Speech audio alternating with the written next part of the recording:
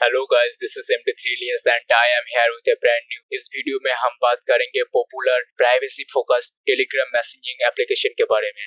ये Telegram messaging application एक बहुत ही पॉपुलर और प्राइवेसी फोकस्ड साथ में ओपन सोर्स एप्लीकेशन है और ये पहले डेवलप किया गया था रशिया में। ये जो एप्लीकेशन है लगभग 2 साल के लिए रशिया में बैन था, लेकिन अभी रशिया गवर्नमेंट इस बैन को खत्म करने जा रहा है। तो मैं आपको इस वीडियो में बताऊंगा ये कितना सिक्योर पहले था और अब है, और क्यों रशियन गवर्नमेंट इस पे बैन लगाया था और अब क्यों बैन को खत्म करने जा रहा है। तो शुरुआत होता है अप्रैल के 2018 से। तो रशियन गवर्नमेंट के एलिगेशन ये था, ये एप्लीकेशन सिक्योर और प्राइवेसी फोकस्ड है, इसलिए कुछ टेररिस्ट ऑर्गेनाइजेशन इस एप्लीकेशन को यूज करके कम्युनिकेशन कर रहा है। तो रशियन गवर्नमेंट ने टेलीग्राम से एक्सेस की मांगा था, लेकिन टेलीग्राम ने सब कर दिया था इस एप्लीकेशन में रशियन गवर्नमेंट को एक्सेस देने से।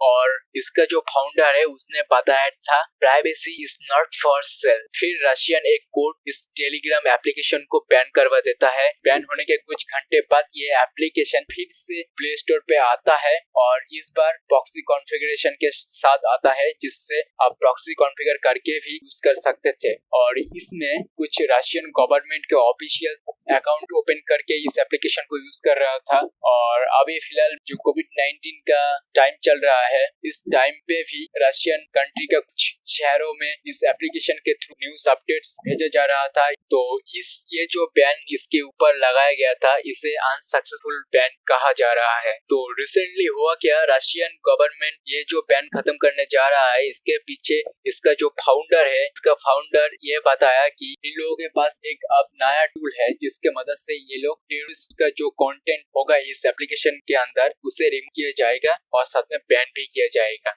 रशियन गवर्नमेंट ये बता रहा है टेलीग्राम ने अब रशिया को टेलीग्राम के अंदर एक्सेस देने से राजी हुआ और इसके लिए ही रशिया टेलीग्राम से बैन हटा रहा है। तो ये टेलीग्राम पहले बहुत सिक्योर हुआ करता था। हांगकांग प्रोटेस्ट में भी इस एप्लीकेशन को यूज किया गया था कि ये टेलीग्राम एप्लीकेशन बहुत ही सिक्योर एप्लीकेशन था, लेकिन अभी इतना सिक्योर नहीं रहा और ना ही प्राइवेसी फोकस्ड रहा है। क्या गारंटी है गवर्नमेंट इनोसेंट इंडिविजुअल के ऊपर कोई सर्विलेंस नहीं करेंगे? अभी तो रशियन गवर्नमेंट को ये एक्सेस मिला है, फ्यूचर में और भी कंट्रीज का गवर्नमेंट्स को ये एक्सेस सकता है। आशा करता हूँ वीडियो आपको अच्छा लगा होगा। वीडियो को लाइक कीजिए, शेयर कीजिए, चैनल को सब्सक्राइब कीजिए, घंटी को बजा दिए। Thank for watching this video.